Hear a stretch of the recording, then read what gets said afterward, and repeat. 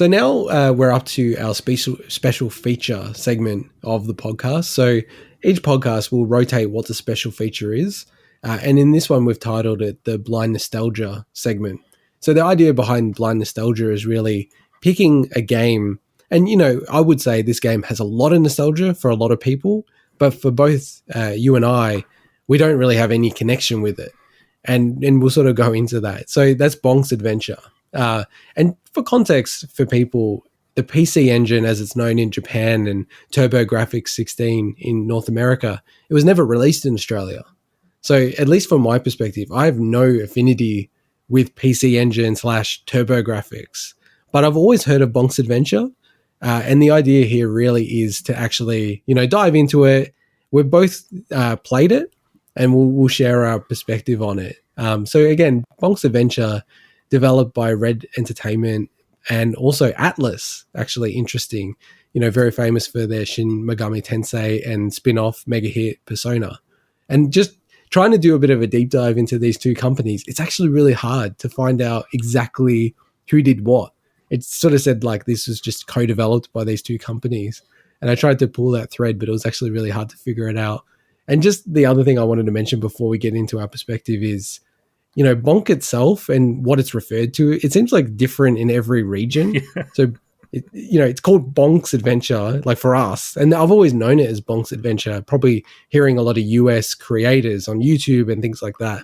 But he was actually referred to as BC Kid in PAL regions, like in Europe. And then PC Genjin in Japan, which is a pun of PC Engine. So I love that. Like, to me, terrible. So much. Yeah. I love that, but to me, it's like, this is the worst branding you could ever have. You've got a character called lots of different things. It reminds me of Spot in one region and the 7-Up mascot in another one. Oh, yeah, how that's McDonald true. Land was that's true. not McDonald Land in some. It was like another generic platformer. It's just, man, the whole licensing and like differences between regions back in the day is created so many funny, weird stories. Yeah, and especially given that we're in Australia, which is a weird region in and of itself. It's sort of a bit of a subset of Europe, but not really. I think that we've got a lot of interesting topics that we'll want to cover there. So Bonk itself, the series is now owned by Konami, so I don't expect anything from the Bonk series of note.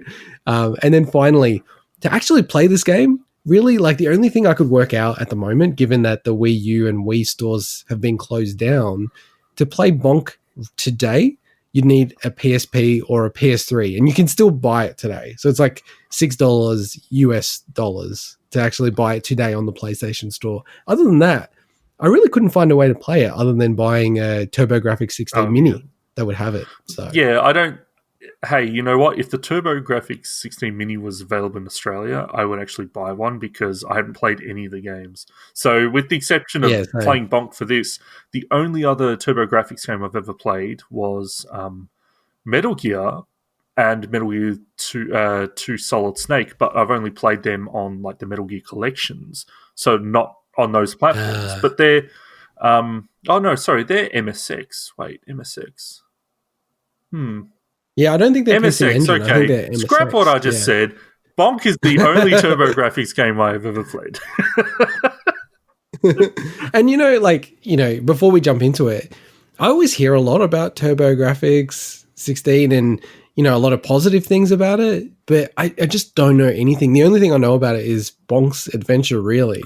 So yeah, like let's dive into it, like our thoughts. Maybe I'll hand over to you to just give your opening thoughts about the game. Can I just ask, first of all, did you beat the game? No. So I intended to. No. I'll get to it. So I got up to world 5, and there's 5 worlds total. So I'm actually very deep into the game. Like, I'm right at the end of the game. And I actually was looking online. There's ways that you can skip ahead pretty easy. So I probably could finish the game in maybe half an hour. Like where I'm up to. So no. So you got further than I did. I got up to the boss of World 3. But what I felt was that where I was at, I was comfortable in actually discussing the game. There may obviously be some really cool stages and gimmicks past that. But one thing I didn't I didn't use save states or anything. I just continued like the game was meant to. That game is pretty tough. The game is brutal. So I got that far without having to resort to anything, and I'm like, you know what, I'm cool with this, because essentially when I died on that boss, I went back to the beginning of World 3, and I'm like, okay, for now, I think that's enough for this discussion.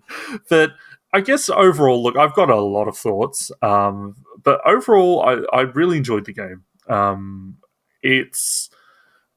I will say that it's tough to get into the start because the controls are so stiff. Oh, really? Yeah. Okay. So basically, the reason that I feel they're stiff is because essentially Bonk needs to kind of get going when you're stationary. You need to hold forward for a little bit before he will actually jump properly, and that's why it felt stiff. So it's a bit of a wind up, and that meant that there's certain sections, until I realized that I'm like trying to jump over things, and I'm like, what is going on? But the more I played the game, the more I got used to it. You adapt, and it's, I guess, because it's a platformer, you kind of come into it. You know, I've never liked, for instance, the way Sonic controls. Obviously, Mario games have generally always been very smooth controls. It's not like, doesn't control anything like either of those two. It's very much its own thing. But it's got some really, really cool mechanics. The spin mechanic is great. Might be the only platform I've played that has something similar to that. The closest would be, I guess, the Mario 3 tail, the feather that you get. And honestly, with hitting enemies from below, so Bonk's got a giant head, if you didn't know, so it's in his name. Basically, the idea is you hit people with your head, but that means you can also jump into people and hit them from below with your head, and that's like, I'm trained to avoid doing that in a platformer.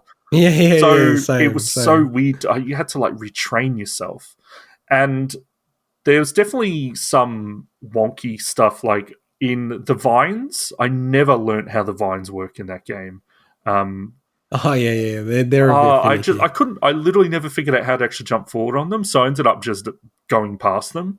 I got stuck on that level where you go up, I think it's 2-6, you go up the tree, which is a cool stage, but there's a vine right at the top, and the amount of times that I fell down trying to jump that, and every time you do that, the enemies respawn. And I finished that stage with one slither of health with no lives left. And I'm like, thank God, because I just wanted to get past that vine, even if I die right away. And then it was just like an awesome moment. In that next level, I found I got 2 1-ups within that one level and then beat the boss. And I'm like, thank God I didn't die on that last vine thing, otherwise I wouldn't have got that far. I didn't have that much trouble with the vines. And also, just to call out, this is a platformer, was released in 1989. I thought the graphics were pretty cool. Great. Kind of came out around Super Mario Brothers 3-ish, Golden Axe-ish timelines, just for people to picture it. I thought it looked amazing. To me, it still stands up. Still looks really cool. The sprites were large. It was great. That floating moon effect was a little awkward, but they tried to be creative with it, I liked it. It's kind of interesting, man. Like, a lot of the stuff because, just going back to the controls, my perspective on it, I actually think the game was very fair in how it worked. Now, I had to adapt to it because it's not, like, to your point, it's more, it's not sloppy or anything like that. I actually think the controls to me are pretty tight. It's just, you have to understand how the character moves and the momentum of the character. But it's kind of like unwiring a lot of the thought patterns I have on game design was almost the hardest part of it. How did you feel about the climbing mechanic and getting into small gaps? No, I thought that was fine. I didn't have that much of a problem with it. Like in the vines weren't a problem. Like, I missed it maybe once. I think it's the third level, the level when you're inside the dinosaur, which is probably the worst level in the game, that's cool. Reckon. But there's like a part where there's like a 1-up if you manage to get into that little single corridor. And man, it takes ages to try to time the climb to get into there because you keep jumping past it all the time. Man, it was frustrating. Really? Oh, interesting, man. I hope that it wasn't your setup or something that made it even harder. But no, I didn't seem to have that much problems with from that perspective. So I felt the controls were pretty decent, and I just felt there was a couple of things that the level design initially was like really just bland, and like honestly, if I'd just played that game, grabbed it, mucked around with it, I don't think I would have continued on with it. Like, unless I'd bought it back in the day. Like, I would have been like, yeah, okay. But once I kind of got past, the first few levels, it did actually throw a few new mechanics at you. And, there was a bit more depth to it. But, and I understand that, like, often with the first level, like a 1-1 level, you want to introduce things slowly. But for me personally, didn't do it in an interesting way. It just seemed very bland. Yeah, and I agree. They introduced that first level was like, oh, this is good. Obviously, it's nice and easy for the first level, and then man, they don't screw around the next level. They don't ease you into those like volcano straight away. It's like mental puzzles that hazards that you can just get wrecked with. And like the second time I went through, I was fine because I was expecting it, but it's definitely could. I think those first couple of levels, the ramp up is a bit weird. After that, it's fine. There are a couple levels that are just frustrating though. I think it was that swamp level with the vines that I found that if I just went up the top and kept doing the spin move to like travel over everything, because otherwise you're just getting like hit by frogs and dragonflies trying to jump across these dinosaurs in the water. So apart from a couple of frustrating sections, I thought that the difficulty is not too bad, and I think you're right. Like if I had bought this game as a kid, I would have loved retrying it over and playing through. And there's lots of secret one-ups, which is cool. Very first stage, you just turn around and bonk the ground, you get a one-up, and it's really neat. And there's those cool bonus rounds at the start of Worlds 2 and 3. It's annoying that I didn't realize that if you take damage in those bonus rounds, it follows through until when you. So I'm like, oh, that's unfortunate. But it's just this really cool stuff. I love those trees that you bash and they move. They've got these little faces on them. I will say, it probably has the worst ice physics in a game. Well, and some of those things are interesting, like the water physics and the way you control in water is so bizarre to me because, at first I was pressing the button, and I'm very, like you, trained in Mario. So when I first started playing this game and the enemy came, I tried to jump on the enemy and I died. I was like, well, okay. Well, I'm not meant to be jumping on enemies. Not that kind of game. Because I didn't... Well, yeah, I purposely didn't watch any footage of how to play it or read anything. I just wanted to take it as it was presenting it to me, right? And I feel like that was the intention of the first levels, like very boring, but making you go, okay, you can't do that, so you got to try to do something different. But the water physics and the way the mechanics of the water, like I was trying to jump and do all this stuff and it was like getting so complicated. And then I realized you just move and you can move around like normal. It's like, this is not even water. I felt like I was flying. In that first water level in the dinosaur, and they've got those like tonsil enemies. For ages, I'm like, how are you going to get past them? And then I just realized you just wait for them to like turn and you just walk under them. Correct. Yeah, correct. I know. I was trying to kill them so many times. I'm like, what am I doing wrong? Am I getting the timing wrong? Because that was one thing I liked about the game. I felt it was quite tight. There's an attack that you do. I don't know what it's called, but where you can hit them on the way down with your head, and it's like you got to get the timing right. But that's, to me, was the most effective move. Was that the spin move? Spin is if you keep pressing it, but if you just hold it, it's like a dive bomb bonk, like headbutt. Yeah, dive bomb. That's the way you essentially fight bosses because their weak points are on top. Yeah. Oh, definitely.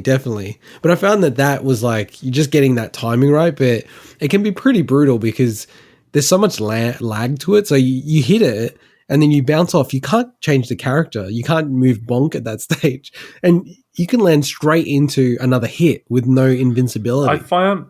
So it stuffed me up a lot. I think it's in World 4. No, I think maybe at the start of World 3... The dinosaurs that look like Bonk that also do the Bonk moves, they were nasty because they take like almost an entire heart off you each time they hit you. And I'm like walking around going to these bonus rounds, and I had like 3 lives, and I lost them all. And I'm like, I'm going in these rounds to try to get a single life, and I might as well just travel over all these stupid things because they keep coming back. But see, that was a part of the game I just went through as fast as I could because I was like, nah, I'm not trying to get any. Yeah, it's neat. You know, they've got the power ups where you get the meat, and then if you get it twice or the big one, you get in temporary invulnerability, which is cool. I love I wouldn't say love, but I like the death mechanic. So every other platformer, generally speaking, you'll die and you'll restart at the start of the level. In this, you just respawn from where you die, which is really, really cool. I don't think I've seen another platformer do that kind of thing. No. And it actually threw me because when I died, I was like, oh, okay. And I didn't press anything. I was just waiting for the game to do something to me. I'm like, staring at his dead body. And I was just there. I'm like, yeah, exactly. I'm like, what's going on? I'm just dead. Like, what? Is this the end of the game? Do I need to reset to physically the game?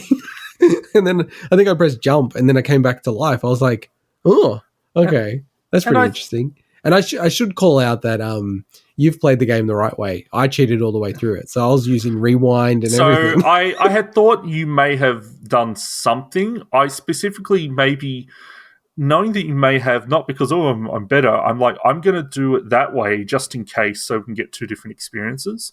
And yeah. And look, like, if I had more time, to be honest, I wouldn't mind trying to play the game a bit more to get better at it. But I think, those games were designed in that way because they were only, you probably could beat the whole game in like an hour. Yeah. Right? If you were zipping through it, if you're good at it. So, you have to make them hard or else what's the replay value? People will play it once and go, oh, this game sucks. Otherwise you end up with Aladdin on the SNES where, I beat it the first time I ever played it in under an hour. But in like 27 minutes or so. Yeah, and like I died when I got up to the first boss, and then I believe you get unlimited continues. So the way the continue, if you didn't use one, the way the continue system works is you will respawn at certain points. So when I died on the boss, I respawned at the start of the very first level, right? So that didn't really help me. But when I died, World 2 has like 8 levels or 7 levels, so it's way longer. When I died later towards the end of the second world, I respawned at like World 2-4. So it kind of gave me like a mid-world checkpoint for the continue. And I was hoping World 3 worked like that because I died on the boss. Even though I nearly beat him, I just only had 1 life. And then I respawned at the start of World 3. So it's like, but that world, I will say, was very short because there's almost like levels where you can just skip over everything that are in the water and you just go to the end. But yeah, it was really interesting, and I also really like when you beat the boss. They've got some awesome dialogue. Like it's so like it's like Sonic style. You beat an enemy and they turn into the nice version. And one's like, "I'm your new friend, arf, arf, arf," and I'm like, that is great dialogue. And the other one was because I only beat 2 bosses. You've won my heart and mind, and then randomly goes rip 'em up. It's like it's just Doom or something. I know. Yeah, like, so I know this is real minutia and weird stuff that I'm going to talk about, but I thought it was weird the way they structured the game. So we actually didn't, even though I got up to World 5, in reality, we almost got up to the same part because what happens is you beat the World 3 boss, then you start World 4. But World 4 is 1 level. What? And then you're up to the boss. Yes. And then it goes to World 5. What? And I checked because I thought, oh, something's gone wrong. I've like gone through a secret or something.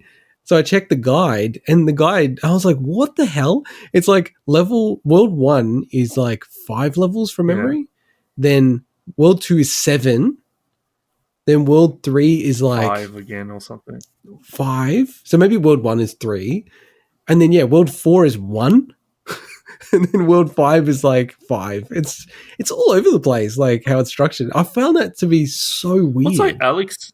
It's like for Alex some reason, like the whole structure of the game is just like everywhere with that stuff. Like you'll come across a level that's super quick, and the next one will be way long, or a boss will just be like a section of doing rock, paper, scissors and things like that. But man, if I beat that boss, I probably wouldn't have survived the next boss, honestly, because I probably would have had 0 lives. But no, the next boss was way easier. Okay. Like, I smashed the next boss because the next boss is like a boxing guy, and you just like pummel him. Like I think I beat him in like 20 seconds because you just jump up and you go slam, slam, slam, slam, and he's like the third way dead. Then you do it the other direction, he's gone. I was like, what? Like, the third world boss was way harder than this. What the hell? But yeah, it's a weird game. It's a weird game, and I'm glad you brought up Alex Kidd, because I thought Alex Kidd, Wonder Boy, Monsterland, all those games, I feel like it's got more to do with that than Mario or Sonic or anything like that. So, and we haven't actually discussed this off air, but from a perspective of, obviously I don't think you can review or rate it necessarily, but would you recommend people play this game? Yeah, I think it's actually a really charming game. I'd love to see what the SNES ports are like, or the SNES games. I don't think they're ports, like Super BC Kid and Super Bonk and things like that, because I hope that they've got tighter controls to me. If they do, and I have a feeling they might, then I think they just may, end up being more my jam. But I think it's very good. It's probably a good showcase for the TurboGrafx or the PC Engine. And I can kind of see why they would want to make this like a mascot character. It's a cool game, and I recommend it. Yeah, I'd totally recommend it as well. Like, especially for us as Australians who never experienced a PC Engine, TurboGrafx. So for me, it was like brand new. I hadn't, even though I'd heard of the game a lot, I've never actually seen much footage from it. And it looks amazing. I think it looks really, really cool. I think if I played this longer, it's certainly not, in the echelons of Mario, but, to be honest, and people are going to hate me for saying this, I'd probably put it up there with a game like Sonic the Hedgehog, which I've played a few of those Sonic games. Like, it's kind of like that kind of game, like there's a lot of great levels. There's a lot of levels that are a bit, it feels like not a lot of editing was done. But overall, yeah, I'd recommend this game. I'm not highly recommend it, but I'd recommend playing this game. It's good to fire up, and certainly if you can get a TurboGrafx 16 Mini or anything like that, I'd really think it'd be good to play. And I kind of hope they release like a collection on the Switch, because I think it would find an audience. This game, it's pretty cool. And was there anything else you wanted to mention about Bonk's Adventure? Nah, all good.